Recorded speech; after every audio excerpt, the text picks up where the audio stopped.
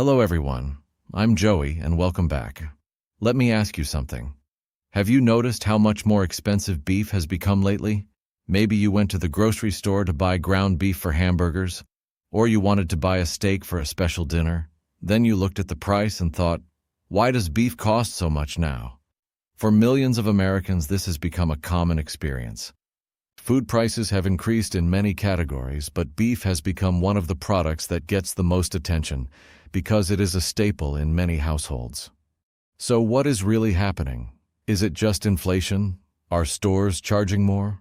Or is there a much bigger economic story behind the price of every steak, burger, and package of ground beef? The answer starts with something most consumers never see: the ranch. Unlike many products that can be manufactured quickly, beef production is a slow process. A cattle farmer cannot simply decide today to produce more beef tomorrow. A calf needs time to be born, raised, fed, and eventually processed before it reaches supermarkets. This means the beef industry cannot react quickly when demand increases or when supply decreases, and that slow production cycle is one of the biggest reasons prices can remain high for a long period of time. One of the main reasons behind higher beef prices is that the United States cattle herd has become much smaller compared with previous years. This didn't happen suddenly. It was the result of several difficult conditions affecting ranchers over time. One of the biggest challenges was drought. In many cattle-producing areas, dry conditions reduce the amount of grass available for animals. For ranchers, that creates a serious problem. If there is less natural pasture, they have to buy more feed. And feed is one of the largest expenses in raising cattle. At the same time, many other costs increased. Fuel became more expensive. Equipment costs went up. Transportation became more expensive. Labor costs increased. For many ranchers, keeping the same number of cattle became much more difficult financially. So many producers made a difficult decision. They reduced the size of their herds. Selling cattle helped them lower expenses and survive during challenging conditions. But that decision created a problem for the future. When fewer breeding cows remain, fewer calves are born.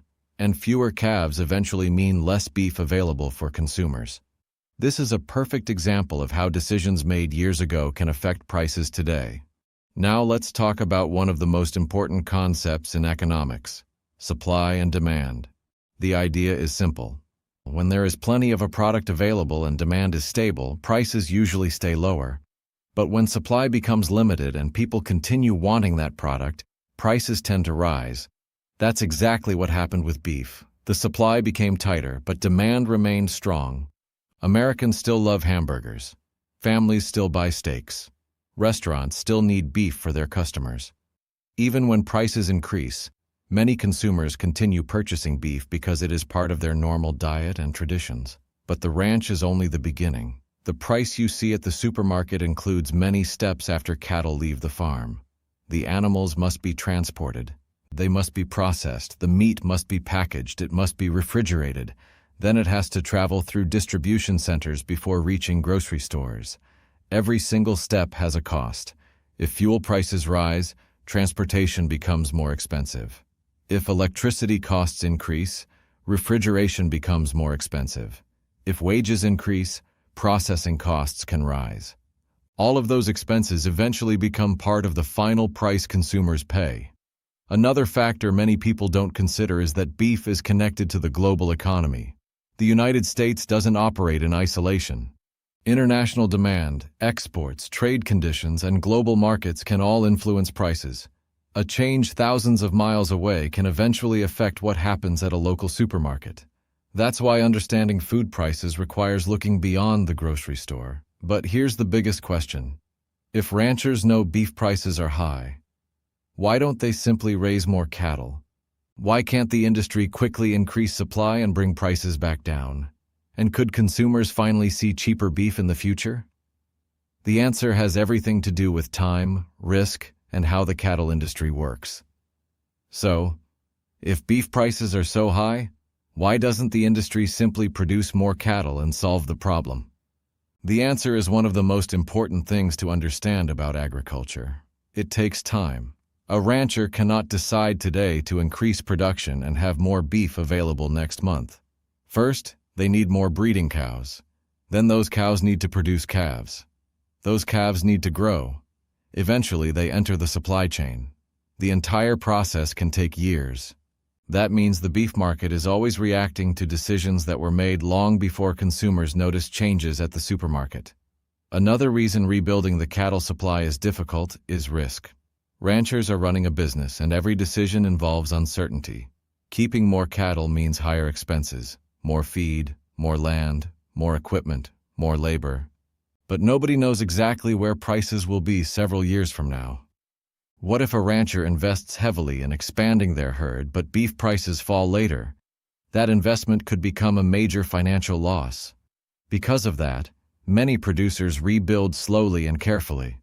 They need confidence that conditions will remain favorable before making large investments. Consumers have also adapted to higher beef prices. When a product becomes more expensive, people often change their habits. Some families buy less beef. Others choose cheaper cuts. Some replace steak with ground beef. Others switch to different proteins like chicken or pork. Economists call this substitution. People look for alternatives when prices rise. However, beef still has something unique. It remains deeply connected to American food culture. Barbecues, burgers, restaurants, and family meals continue creating strong demand. That continued demand makes it harder for prices to fall quickly. There is also another part of the story that many consumers don't think about. The processing industry. Before beef reaches your plate, it must go through large processing facilities. These companies handle cutting, packaging, safety inspections, and distribution. If processing becomes more expensive or capacity becomes limited, costs can increase throughout the entire supply chain. This shows an important economic lesson. The price of a product is not created by one single person or one single company. It is the result of thousands of connected decisions. So what happens next? Will beef prices continue rising forever? Probably not. Markets eventually adjust. If ranchers rebuild their herds, if weather conditions remain favorable, if feed and transportation costs stabilize, the supply of beef can gradually improve. But consumers should not expect prices to suddenly return to the levels from many years ago. The industry moves slowly, and some costs that increased may remain higher. The story of beef is really a lesson about how the economy works. A drought affects the land. The land affects cattle production. Cattle production affects supply. Supply affects prices. Prices affect consumers. A simple hamburger can represent an entire chain of economic decisions happening across the country and even around the world. That's why everyday products can tell us so much about the economy. When you understand why beef is expensive, you also understand a bigger idea. The prices we see every day are often the result of problems, decisions, and changes that started months or even years earlier. So the next time you walk through the grocery store and see a higher price on beef, remember that you're not just looking at a piece of meat, you're seeing the impact of weather, farming, transportation, labor, markets, and consumer demand all combined into one number.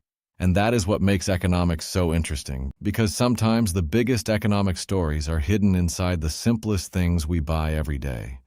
If you enjoyed this explanation and want more videos about why everyday products become more expensive and how the economy affects your wallet, make sure to subscribe. Thanks for watching, and I'll see you in the next video.